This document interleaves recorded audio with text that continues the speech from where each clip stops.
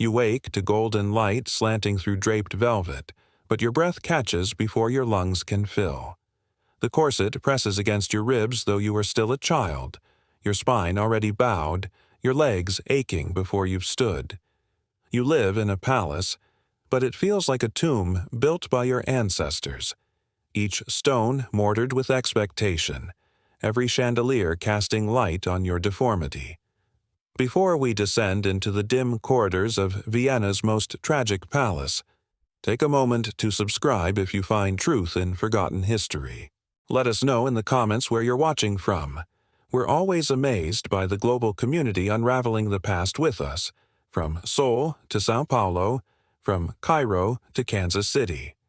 Stories like this remind us, what feels distant in time may still echo in our blood.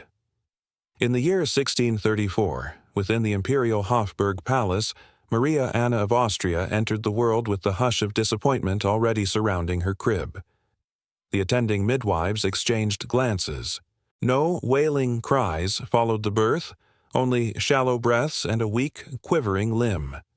The Habsburg dynasty, so proud of its purity, had created a child whose very body whispered of something grotesque hiding in the family's blood.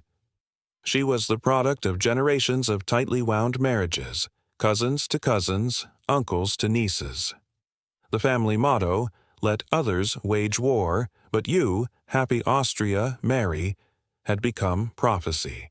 In their desperate ambition to preserve divine right through heredity, they forgot what the body needs most: variation, a branching tree. Instead, theirs twisted back on itself. Maria Anna's earliest years were ones of confinement, not celebration. While her brothers trained in swordplay and horsemanship, she was taught stillness. Her spine curved grotesquely, a visible arch that worsened each year. Her lower jaw jutted forward in the unmistakable Habsburg jaw, so pronounced that servants had to pre-cut her food into slivers. She chewed slowly, cautiously, her mouth unable to close properly. Her tutors praised her intelligence but whispered about her fragility behind heavy doors. One court physician, a learned man from Florence, once dared speak frankly. The child's bones. They do not grow as they should. The joints are weak, the limbs twisted. It is not disease, it is heredity. He was dismissed within the week. She lived mostly in the west wing of the palace, a drafty section lit by thin shafts of sunlight filtered through stained glass. Paintings of her ancestors lined the walls, frozen, noble faces with the same jaw, the same haunted eyes. In one portrait, her grandfather Ferdinand wore armor, but his chin protruded comically, his lower lip hanging. Maria Anna stared at it often, her fingers tracing the outline of his deformity as if trying to understand the price of power. By the time she reached her teenage years, her physical ailments had made her virtually unmarriageable, even within a world where cousin marriages were the norm. Her mother, Maria Anna of Bavaria, herself once a pawn in this long chess game of dynastic unions, pleaded with envoys, suggested alliances with distant branches of German nobility, even offered to forego dowry expectations. But suitors recoiled. Letters sent in confidence spoke of a twisted back, of a grotesque lower face, of a body too fragile for heirs. And so the grand plan failed, a Habsburg princess without a match. The palace began to close in around her. Her world shrank to corridors, prayer books, and painted ceilings. She wrote letters, pages and pages to cousins in other courts. Only a few ever wrote back. One spring, a German nobleman visiting Vienna described her in a private journal. The Archduchess is pale, her speech strained. When she walks, one fears she might collapse under her own weight. And yet, there is something in her eyes, some deep knowing, as if she alone sees the flaw we all pretend is not there. Her pain was chronic and increasing. Every physician brought in offered variations of the same ineffective remedies: leeches, opiates, massages with warm oils, endless prayers. No one dared address the truth. The dynasty had turned its daughters into relics of a failed experiment. And Maria Anna? She was the most delicate of them all. She began to keep a journal, though none of it survives. One lady-in-waiting later claimed that Maria Anna often wrote by candlelight until her fingers cramped. She believed she was being punished, the woman said, not by God, but by her family. She died at the age of 32. Her official cause of death was listed as chronic infirmity, a vague term that masked the deeper cause. Her body, starved of genetic variation, had simply given out. There was no state funeral, no grand eulogies. She was buried quietly, with more protocol than grief. And yet, in the hollow halls of the Habsburg Palace, her shadow remained. Her bedroom was never reassigned. Her portrait was never commissioned. Even among a family that had forgotten how to love outside of bloodlines, Maria Anna's suffering was too stark to glorify. They had planned to marry her off as a symbol of alliance and legacy. Instead, she became something far more enduring, proof that blood, when too pure, can poison its own future. Because what happens when a family folds in on itself, too proud to open its arms to the world? The chandeliers still glisten, but the light only reveals how deeply the shadows run. They called her mad. But madness doesn't stare into a mirror each morning and see grief etched in every line. Madness doesn't weep over a coffin out of love so deep it rots the soul.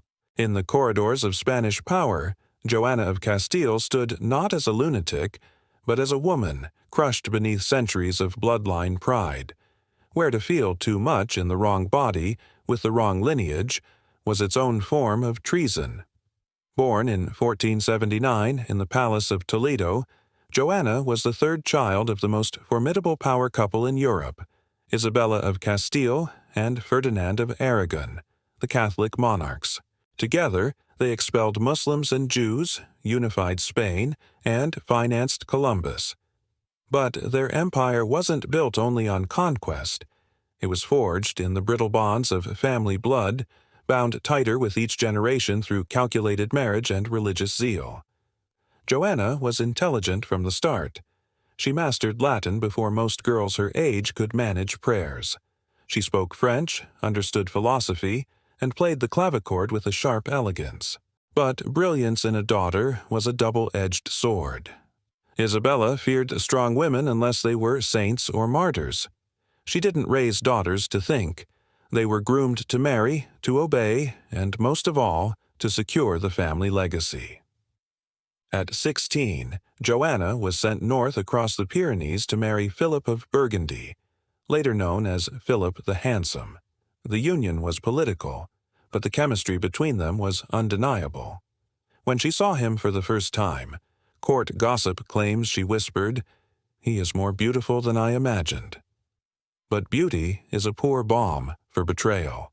Philip, for all his looks, was cold, manipulative, and chronically unfaithful. Joanna became consumed with him, not just in love, but in desperation. The birth of their 6 children did little to stabilize the marriage. Instead, it seemed to fracture her further with each pregnancy. Her emotional world shrank to the span of Philip's affections. When he withdrew, she unraveled. Was it madness, or the natural response of a woman caged between dynastic obligation and personal devastation? Her mother thought the former. Joanna, Isabella once wrote to her advisers, lacks the strength of character required for rule. But perhaps it wasn't strength Joanna lacked. It was permission to grieve, to rage, to be more than a vessel for royal blood. In 1506, Philip died suddenly. Some whispered it was typhoid. Others suspected poison. Whatever the truth, Joanna broke completely. She refused to bury him. Instead, she had his coffin placed on a carriage and traveled with it across Castile, opening the lid nightly to gaze upon his decaying face. One chronicler noted, "She would kiss the corpse's lips, whispering secrets no living soul could hear." The Spanish court was horrified. Church officials demanded the burial be done properly. Her father, Ferdinand, saw opportunity. Declaring her mentally unfit, he assumed control of Castile, locking her in the convent of Tordesillas, a prison dressed as a sanctuary. There, Joanna lived for nearly 5 decades. Windows were shuttered, letters censored. Visitors were rare and carefully chosen. Sometimes she refused to eat, convinced her food was poisoned. Other times she would scream through the stone walls for her children. But her children were kept from her, especially her son, Charles, the future Holy Roman Emperor. He inherited the empire but never acknowledged the woman who gave him life. Inside her small cell, the only mirror she owned hung by the window, a polished silver oval framed in black wood. In it she saw the years strip her face, but not her grief. She kept Philip's embalmed heart in a golden box by her bed, an object of devotion and despair. Every night she would speak to it as though it might respond. Some claimed she had conversations with spirits. Others insisted her mind had finally slipped into total delusion. But in truth, the real madness had never been Joanna's. It was in the structure that built her life, where women were pawns, and the purity of blood mattered more than the wellness of mind. What happens to a woman told she is mad for mourning too long, for loving too deeply, for refusing to pretend? Toward the end of her life, a priest who heard her confession described her as sharp, bitter, and blasphemously aware. She knew what they had done. She knew her captivity wasn't just about her mental state. It was about control, about inheritance, about silencing a woman whose grief had become politically inconvenient.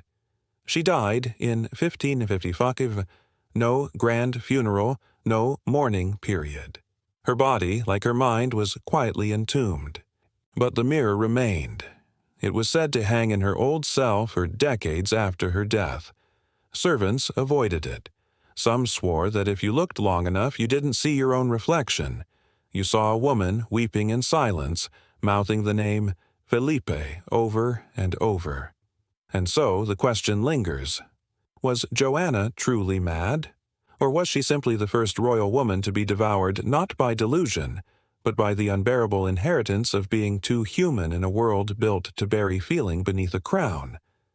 The mirror waits, and it remembers. There was no scream when she was born, only a faint cry, soft as porcelain chipping. In the royal nursery of Drottningholm Palace, beneath painted cherubs and ticking clocks, Princess Eugenie of Sweden entered the world fragile, pale, and already exhausted. The midwives smiled for the courtiers but exchanged glances behind the door. Something was wrong, something delicate, unfinished. The daughter of King Oscar III and Queen Josephine of Leuchtenberg, Eugenie was born in 1830 into a fading world gilded by tradition. The Swedish royal family, like so many of its European cousins, had kept its bloodlines carefully folded in upon themselves. French, German, Bavarian, Austrian, every marriage carefully chosen from the same dwindling circle. And, like many dynasties of the 19th century, they were only beginning to sense that something was wrong. Eugenie was a quiet child. Too quiet. She didn't walk until far later than her brothers. Her bones ached, her joints swelled, and when she bruised, the bruises stayed, blooming dark under her skin like violets pressed in a book. The royal physicians called it delicate health, but the truth was more dire. She had inherited the spectral marks of hemophilia, that creeping curse passed silently from mothers to sons, and in rare cases, to daughters. And yet, despite her body's betrayal, Eugenie's mind was vivid, almost luminous. Denied the active pleasures of court life, she turned inward. Her world became one of sketches, sculpture, watercolors, and melody. In a quiet room of the palace, she built miniature homes, entire dollhouses with furniture carved from ivory, floors laid with real parquet, chandeliers strung with crystal. She designed them not as toys, but as sanctuaries, spaces where no pain lived, where every door opened, where no one bled. Her siblings would ride horses across the palace grounds. Eugenie watched from the windows, sketchbook in hand. "I ride in my mind," she once told a lady-in-waiting. "It is less cruel there." She began composing music, writing poetry, sculpting saints and angels with the trembling grace of someone already halfway to heaven. But outside the walls of her doll houses, reality crept closer. Her scoliosis worsened, warping her back into a painful curve. She often needed help dressing, and her corsets had to be custom-made to accommodate the shape of her spine. Every morning, the servants would lace her in, pulling the ribbons until she could barely breathe. She never complained. To suffer in silence was the duty of royalty, especially the women. At night, she prayed not for health, but for usefulness. By her 20s, marriage proposals stopped coming. Not that there had ever been many.